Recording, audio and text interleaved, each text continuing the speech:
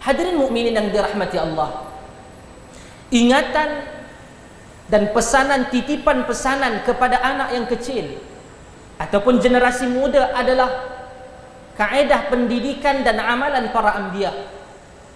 Nabi Allah Nuh alaihi salatu wassalam dalam surah Hud ayat yang ke-42 dirakamkan menyatakan kepada anaknya, ya bunayya irkam ma'ana wa la takum ma'al kafirin. Wahai anak endaku, marilah bersama menumpang dan menaiki kenderaan, ataupun ketika itu yang di dalam konteksnya adalah kapal yang berada di dalamnya Nabi Nuh alaihi salatu wassalam. Dan janganlah engkau bersama dengan orang yang kafir.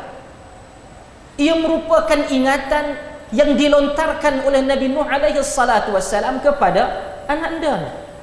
Begitu juga Yaqub alaihi salatu wassalam, tatkala yang dirakamkan oleh dalam suratul Baqarah ayat ke-132, ya bunayya innallaha astafa lakumuddin fala tamutunna illa wa antum muslimun. Wahai anak andaku, sesungguhnya Allah telah memilih bagi kamu agama, yaitu Islam, dan janganlah kamu mati melainkan di dalam agama Islam, menyerah diri kepada Allah Subhanahu wa taala.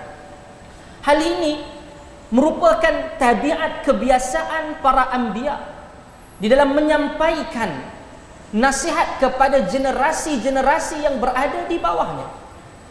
Namun apa yang menjadi begitu sempurna dan begitu baik di dalam nasihat Luqman yang dirakamkan bermula daripada ayat ke-12 dalam surah Luqman sehinggalah selepas daripada itu, Luqman tidak hanya berpada dengan memberikan kekuatan dan juga meneguhkan keimanan akidah di dalam diri anak andanya. Luqman menyatakan, la tusyrik billah inna syirka la zulmun azim. Jangan engkau mensyirikkan Allah, sesungguhnya syirik itu perkara yang amat besar. Tatkala menceritakan bagaimana tanggungjawab seorang anak kepada ayandanya, wa wassaynal insana biwalidayhi hamalathu ummuhu wahnan ala wahnin wa fisaluhu fi 'amain an ishkur li wa liwalidayya.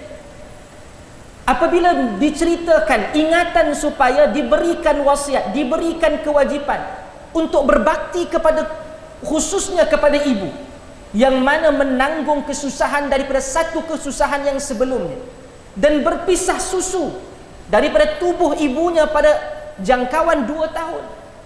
An ishkur li wa liwalidayya, dan juga engkau bersyukur kepadaku, yaitu Allah, dan berterima kasih kepada